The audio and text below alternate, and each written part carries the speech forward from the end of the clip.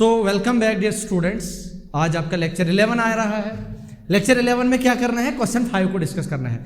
बाकी क्वेश्चन सब अच्छे से आपने किए, नोटबुक आपने अच्छे से मेंटेन की, वो नोटबुक आपकी मैं चेक करूंगा अच्छे से, जो जो मिल सकता है। ठीक, तो हम आते हैं नेक्स्ट क्वेश्चन पे, क्वेश्चन नंबर 5 पे। तो लिखा है name the property under multiplication used in each of the following.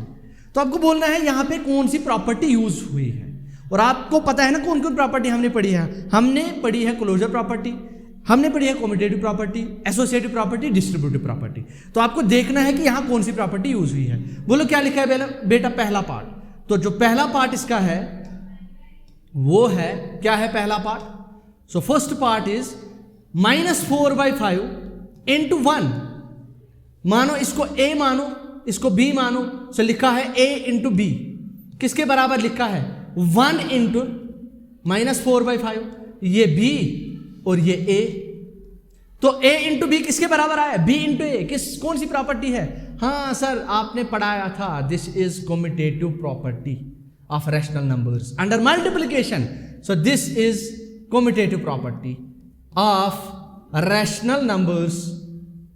Rational numbers under multiplication. तो ये इसी तरह यहां देखो, इसको a मानो, इसको b मानो। So this is a into B is same as b into a। So again यहां पे कम्यूटेटिव प्रॉपर्टी यूज हुई है, यहां पे कम्यूटेटिव प्रॉपर्टी यूज हुई है, और यहां पे देखते हैं लास्ट में। ठीक, तो दिस इज कम्यूटेटिव प्रॉपर्टी। अब मैं इस वाले पोर्शन को इरेज करके आपको लास्ट वाला पोर्शन समझाऊंगा। ठीक, तो देखिए बेटा, किसको समझना है? इस वाले को। क्या लिखा है तीसरे पार्ट में इसने? तो इस थर्ड पार्ट में इसने लिखा है -19/29 को मल्टीपल किया है इसने अपने रेसिप्रोकल के साथ। तो ये कौन सी प्रॉपर्टी है? मल्टीप्लिकेट इनवर्स वाली। अरे बात समझ आई? ये है ना, इसका उल्टा है 29/-19। ये मानो ये जो है ये है p/q, इसको मल्टीपल किया इसने q/p से, तो ये 1 आता है। और ये कौन सी प्रॉपर्टी होती है? This is multiplicative inverse. So क्या हुआ है यहां पे? मल्टीप्लिकेटिव इनवर्स का यूज हुआ है। सो इसमें commutative property because a into B is same as b into a, and here again a into B is same as b into a। But here ये इसका यहां पे मल्टीपल किया है इसका रेसिप्रोकल से, तो दैट मीन्स ये 1 के बराबर, मतलब मल्टीप्लिकेटिव इनवर्स यहां पे यूज हुआ है। तो नेक्स्ट क्वेश्चन पे जाते हैं हम। आपका क्वेश्चन 2 जो है, सॉरी क्वेश्चन नंबर 6 जो है एक्सरसाइज का, दैट इज मल्टीप्लाई 6। तो इसका सोल्यूशन हम आराम से लिखेंगे यहां पे बेटा। तो इसका सोल्यूशन यहां पे लिखते हैं।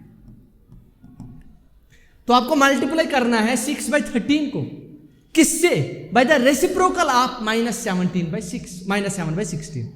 बोलो बेटा, इसका रेसिप्रोकल क्या है? What is reciprocal of this? What is reciprocal of -7/16? अरे इसका उल्टा करना है। सो रेसिप्रोकल इज 16/-7। तो इस वाले नंबर को, तो 6/13 को आपने मल्टीपल करना है इसके रेसिप्रोकल से, और इसका रेसिप्रोकल है 16/-7। बोले बेटा बात समझ आई? आसान क्वेश्चन है। तो मल्टीपल करने के बाद ये जो आपका आंसर आएगा वो आप आराम से निकाल लेना। इसका कितना आंसर आएगा? सो 6 6 36, और 6 1 6, और 6 + 3 कितना हुआ? 9 हुआ। तो 96 अपॉन ये आएगा -13 इंटू 7। तो 7 3 21, और 7 1 7 + 2 9। सो दिस इज 96/91। अब बाद में इसको सिंप्लीफाई करके देखना, फर्दर सिंप्लीफाई होगा नहीं होगा। तो ये इसका आंसर था। तो हमें 6/13 को मल्टीपल करना था इसके रेसिप्रोकल से। तो 6/13 मैंने लिखा, इसको मल्टीपल मैंने किया इसके रेसिप्रोकल से। तो बस सिंपल सा क्वेश्चन था। तो let us move to next question. आसान, अरे आराम से हो जाएगी। कितने मुश्किल क्वेश्चन है ना। आप देखो क्वेश्चन क्या है, कुछ नहीं है question. So tell what property allows you to compute. आप बोलो ये कौन सी प्रॉपर्टी है कि जो आपको ये लिखने के बजाय ये लिखने का सर्टिफिकेट देता है आपको, कि नहीं आप इसके बदले ये भी लिख सकते हो। तो ऐसी कौन सी प्रॉपर्टी है which guarantees that instead of this you can write it like this. तो देखो बेटा क्या है यहां पे, इसको मानो a, so let us name it a, into यहां पे देखो इसको मानो b, और इसको मानो सी, तो इसको ए मानो, इसको बी मानो, इसको सी मानो, तो this is A into B into C is equal to, ये तो किसके बराबर, इसको ए मानेंगे इंटू बी मानेंगे, ये माना ना 1/3 को ए और 6 को बी माना, और ये यहां पे ब्रैकेट और इंटू है सी। अरे कौन सी प्रॉपर्टी है, ब्रैकेट बदलने से जब रिजल्ट नहीं बदलता उस प्रॉपर्टी को बोलते हैं एसोसिएटिव प्रॉपर्टी। एसोसिएटिव प्रॉपर्टी से क्या होता है कि आप ये ब्रैकेट से मुक्ति पा सकते हो, you can have freedom from this brackets, मतलब आप ये ब्रैकेट्स को हटा सकते हो। तो this is same as A into B into C, आपकी मर्जी कैसे मल्टीपल करना है।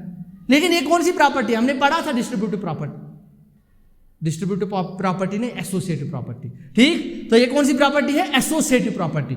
ए इंटू बी इंटू सी, मतलब ब्रैकेट्स को आप बदल रहे हो, किनको बदल रहे हो, ब्रैकेट्स को बदल रहे हो। तो जब आप इंसर्शन ऑफ ब्रैकेट्स, देखो पहले यहां था ब्रैकेट, फिर यहां पहले दो को ब्रैकेट है, इसको बोलते हैं एसोसिएटिव प्रॉपर्टी। कौन सी प्रॉपर्टी, एसोसिएटिव प्रॉपर्टी। तो ये 3 क्वेश्चन आप अच्छे से करो बेटा। मैं फिर से एक बार रिवाइज कर रहा हूं, पहले ही था आपको बोलना था कौन सी प्रॉपर्टी यूज होती है, तो ये ए इंटू बी बराबर होता है बी इंटू ए को, तो this is what we called commutative property.